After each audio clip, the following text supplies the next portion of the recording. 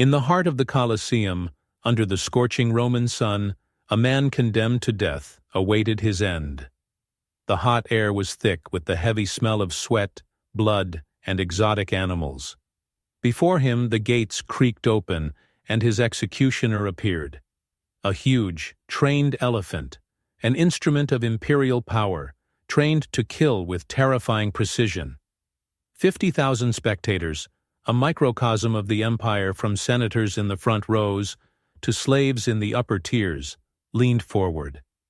Their roar was a primitive symphony of anticipation and bloodlust, a sound that shook the very foundations of the city. They had paid for the spectacle of death, and the emperor, a distant figure of absolute power in the imperial box, was ready to give it to them. The elephant moved forward, its heavy footsteps sounding like the drumbeat of impending doom on the blood-soaked sand. The crowd held its breath, and in the tense silence that preceded the killing, the amphitheater fell completely silent. The air thickened with anticipation. But then something unthinkable, unforeseen, impossible happened. The great animal stopped. It stared at the man, and a tremor ran through its massive body, a tremor of confusion and recognition.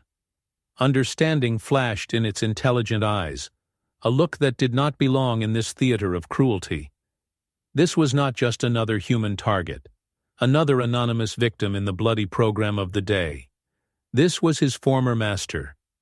Instead of delivering a crushing blow, the elephant bowed its enormous head, raised its trunk, and let out a defiant, mournful trumpet call that echoed off the stone walls, silencing the entire arena. In that moment of profound silence, surrounded by 50,000 silent witnesses, the beast refused to kill. In an empire that had perfected cruelty as public entertainment, elevating it to an art form, this single act of loyalty by an animal forced the emperor to make concessions and shook the very foundations of Roman spectacle. To understand why this moment was so powerful, why it resonated in history as a unique story of mercy, you must first travel with us to the dark heart of Roman justice, where death was the ultimate spectacle. For the Roman people, public executions were never a solemn act. They were a civic pleasure, a cornerstone of public life, and a powerful political tool.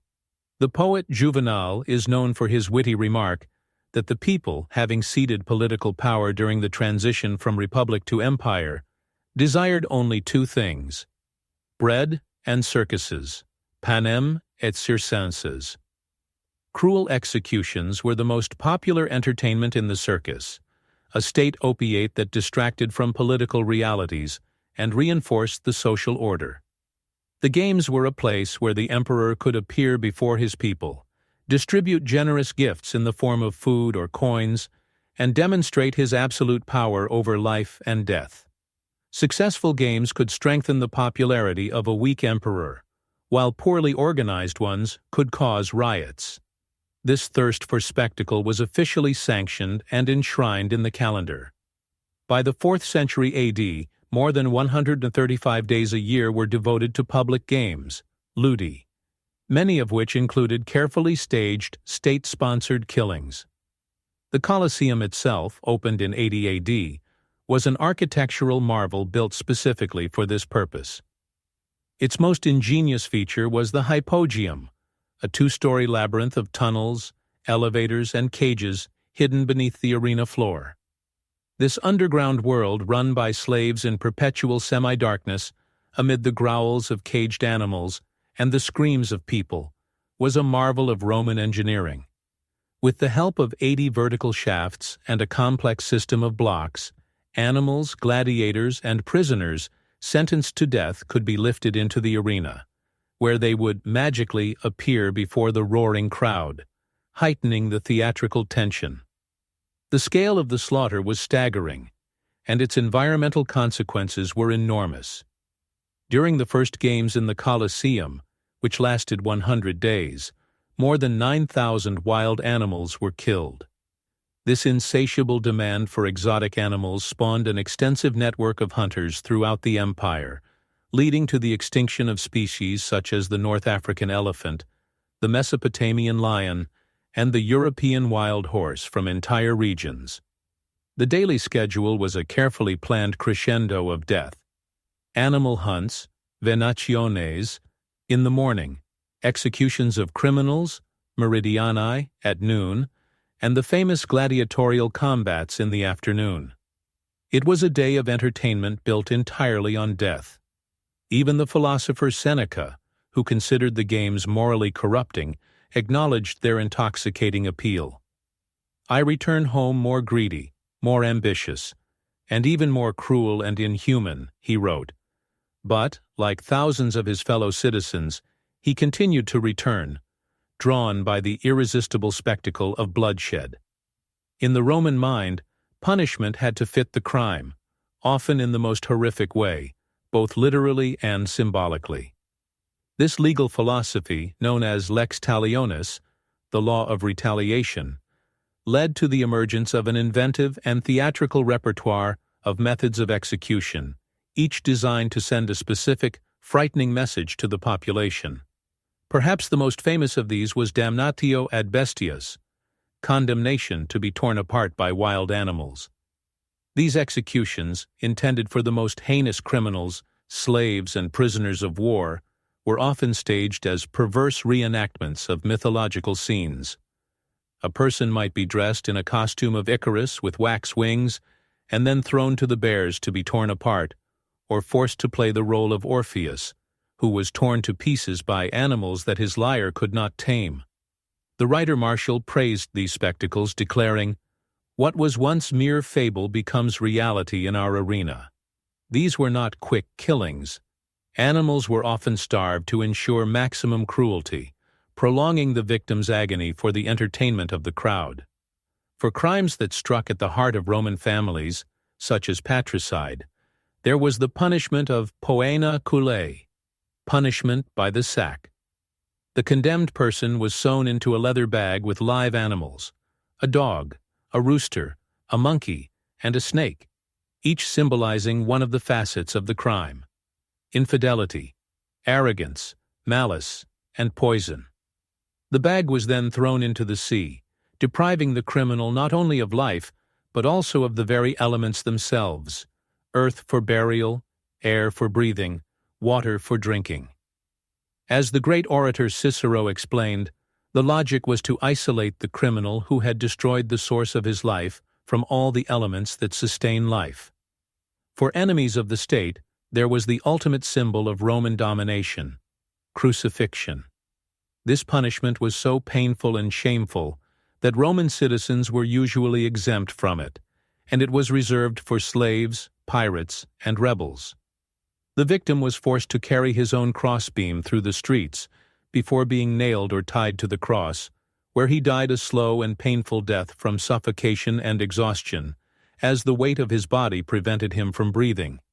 After the defeat of the slave uprising led by Spartacus, 6,000 of his captured followers were crucified along the Appian Way, a 200-kilometer gallery of human suffering created as a terrifying warning against disobedience. Other methods were no less symbolic. Traitors could be thrown from the Tarpeian Rock, a cliff overlooking the Roman Forum, which meant public and permanent expulsion from the city.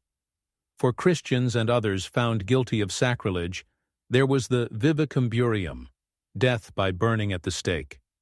The Emperor Nero became infamous for using this method after the Great Fire of Rome, when he had Christians smeared with tar and set them alight as living torches to light his garden parties. This cruelty was so excessive that it reportedly aroused compassion even among hardened Roman citizens. For what the Romans feared more than death itself, oblivion, there was damnatio memoriae. The Senate could vote to remove a person from history by destroying their statues, carving their name from monuments, and even banning the utterance of their name. The irony, of course, is that the very act of removal often made a person's absence a powerful historical statement. Against this backdrop of calculated symbolic and relentless cruelty, a lone elephant rose to defend him.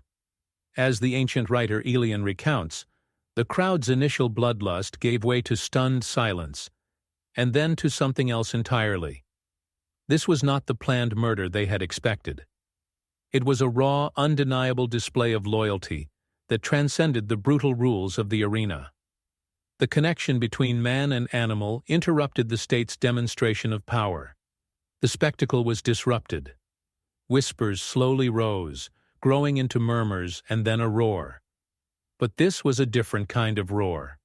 The crowd, the vox populi, the voice of the people, moved by the animal's intense compassion, began to demand mercy for the man.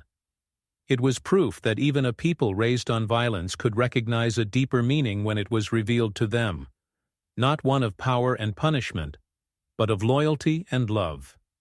In the imperial box, Emperor Claudius faced an impossible choice.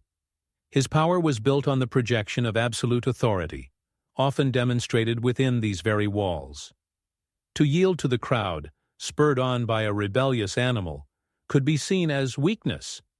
However, ignoring the overwhelming opinion of 50,000 citizens and ordering their execution meant risking alienating the very people he sought to control. An emperor unable to control the mood of the Coliseum could not hope to control an empire. His decision had to be a spectacle in itself. After intense deliberation, Claudius delivered his verdict. In a masterful political move, he presented his decision not as a concession to the crowd, but as an act of imperial clemency, clementia, a celebrated Roman virtue demonstrating the ruler's magnanimity and his divine power to give life and take it away. He pardoned the man. The crowd erupted, this time with applause for an act of mercy that they believed they had forced him to commit. The condemned man, saved not by a flaw in the system but by the love of an animal, was set free. This incredible event reveals a profound paradox at the heart of the Roman Empire. It was a civilization that could build the Coliseum for mass murder, that could write laws justifying the most inventive forms of torture, yet was moved to tears by the loyalty of a single animal. It shows that even in a society that glorified violence as a civic duty, a sudden, unplanned act of compassion could destroy the spectacle, reminding us that even in the darkest corners of history, our common humanity and the bonds we forge with the animal world can manifest themselves in the most powerful and unexpected ways. The story of the merciful elephant has been preserved as a single ray of light in the vast darkness of the arena.